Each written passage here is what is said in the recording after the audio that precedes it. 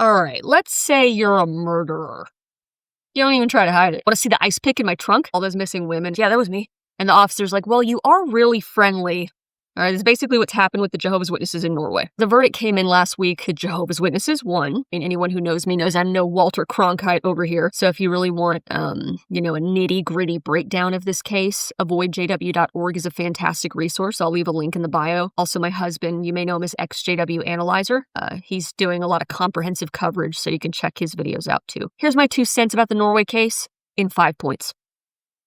Okay, so quick review. A few years ago, the Jehovah's Witnesses lost their legal registration and government funding in Norway due to their practice of, quote, inflicting psychological violence against minors, basically shunning minors in their congregations. This isn't new. I'm shunned, he's shunned, we're all shunned. And this was huge, and a lot of our hopes were riding on this, because if this stuck, it would then in turn set a precedent for other countries to, obviously look into the shunning and all the harm that it's caused and is continuing to cause in the Jehovah's Witnesses organization. But instead, Watchtower lawyers stood up there like Ted Bundy. We're just helping her with a flat tire. Right, essentially completely lying through their teeth and finessing the court. We've all heard it. Families still talk. It's limited, but families are not torn apart. We don't treat people like they're dead, and we certainly don't terrorize minors.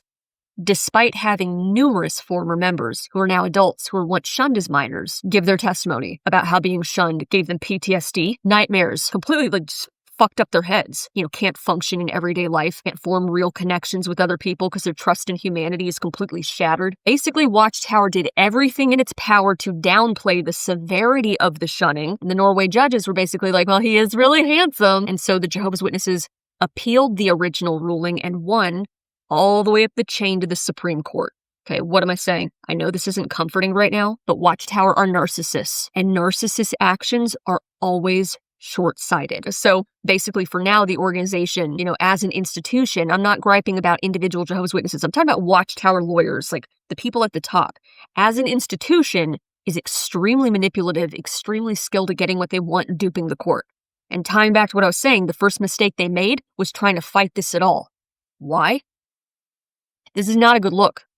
Like you're really trying to defend your right to shun. Not just shun, you're really trying to defend your right to shun children, or do whatever you think is protected under religious freedom. Like trying to protect your right to be an asshole by fighting this and refusing to show an ounce of humility or compassion. Watchtower is drawing even more negative publicity to the organization when the general public doesn't like them already. And think about it. We live in the Google age. You can look up Scarlett Johansson in a wife beater, and we can find out with a click of a button that you guys are insane. No one in their right mind would sign up for you guys. Like, I don't know, maybe because of your systemic CSA problem. Waking up every Saturday morning to knock on strangers' doors. And yes, joining a group that's going to tell you as a mother or a father that you need to cut off your own kid who doesn't want to be a Jehovah's Witness. People aren't just apathetic, but public opinion of you guys totally sucks for valid, justified reasons. You did this to yourself. And I was a witness for 30 years. That's what they don't understand. You guys did this to yourself. It's literally the equivalent of a company whose stock is in the toilet and they're like, we're doing great, boys. Like, I don't know, is it the objective to actually sell your product? Like, are you actually that stupid? Right? The organization is like a dog with a rag and isn't practicing even a modicum of self-reflection. All right, which leads to my next point. If your goal as an organization is to convert people and beef up your numbers, you are actively working against your own interests. Like, Watchtower's narcissistic, yes, but they're also stupid. You're not being strategic. What does all this have to do with Norway? You're so self-righteous and dead set on your religious freedom to shun. It's like, all right, congratulations. You win. Cool. You can keep doing the same dumb shit and getting the same results. In fact, in 2016, a study by the Pew Research Center revealed that over 2/3 of Jehovah's Witnesses eventually leave. All right, you guys have one of the lowest retention rates of any religious group. Like, let's say they don't just leave. I left, I disassociated. Let's say you get kicked out against your will. Now they're saying removed. A lot of those cases where they get kicked out and they're shunned, in a lot of those cases, it backfires. They don't want to come back. See, the organization thinks they're going to put you in a timeout. We're going to disfellowship you. We're going to teach you a lesson. Everyone's going to treat you like you're dead. It's this engineered, highly engineered, sadistic isolation. That's right, you're gonna learn your lesson. They'll see, learn their lesson, and come crawling back. Nope. They're starting to realize now. I did a whole thing about this with the Elder's Handbook. They're starting to check in on people more often now who they've kicked out.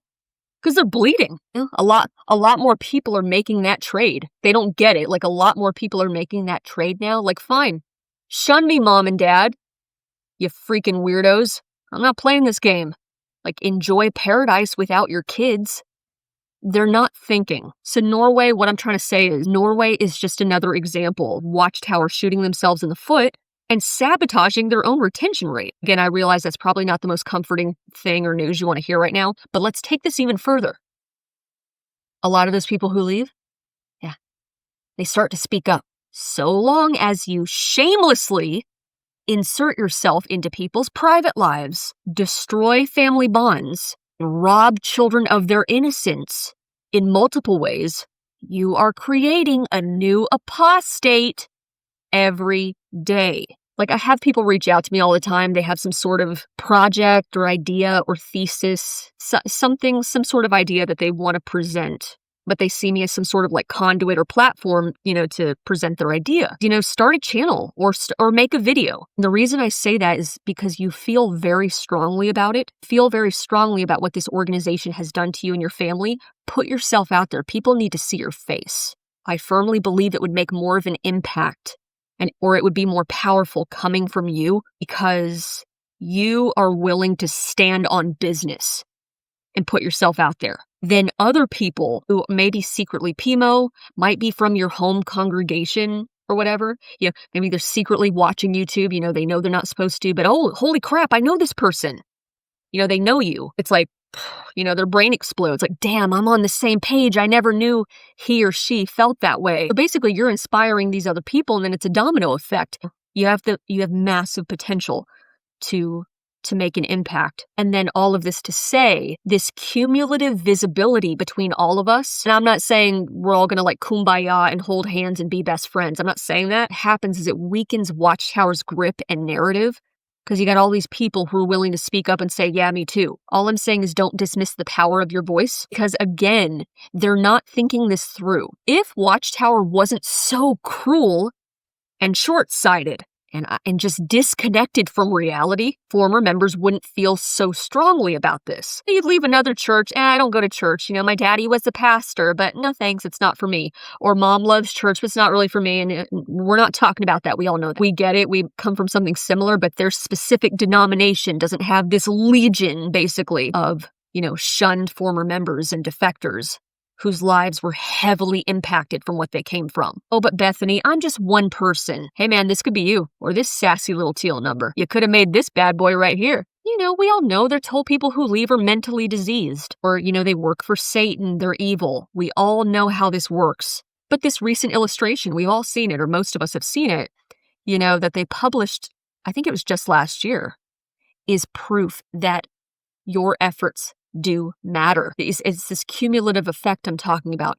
If this is just something, if this is just something you don't see yourself doing, you have zero interest or inclination, then don't do it.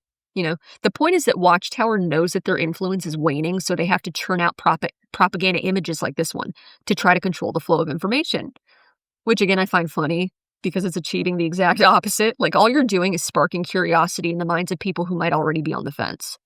Now you're really driving traffic to apostate material. See, that's what I'm talking about with the narcissism and being short-sighted. They're not thinking things through. They're not thinking of the bigger picture. So had they handled things differently, they wouldn't have added a whole new whopping pile of fuel to the fire. So yeah, it sucks. We're really disappointed. We wish the verdict was different. But here's the thing. France and Sweden have both passed laws to, try to hold these high control groups and cults accountable, so they can't just skirt accountability and hide behind religious freedom. Also, Spain's appellate court recently said that it's okay for Jehovah's Witnesses to be described as a, quote, destructive sect. That was really big. That's really important because that means that EXJWs in Spain can speak out openly and freely without being concerned that they're going to be slapped with a defamation lawsuit for, calling Watchtower what we know it is. And then finally, let's not forget, 2 of the 5 Supreme Court judges in Norway dissented because they believe that coercive control is being used. State prosecutors had taken this lying down, explicitly stated, like, we're going to keep going with this. Like, we're not just letting this go. So, you got to keep that in mind too. Just understand that, yeah, it's super disappointing. It's really screwed up, but Watchtower shoots itself in the foot. Try to consider all these variables together. And, there's still hope. Thank you guys so much for watching. I hope you have a great week, and I'll see you next time.